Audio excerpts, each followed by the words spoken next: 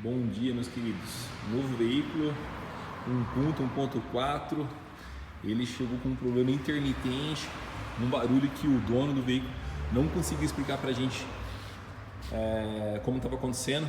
A gente fez alguns testes e chegamos na situação que essa polia aqui, ó, do comando, a polia variável aqui, ó, ela estava com um problema. Ela não é uma polia barata, ela tem um custo, costuma se encontrar muito em concessionária.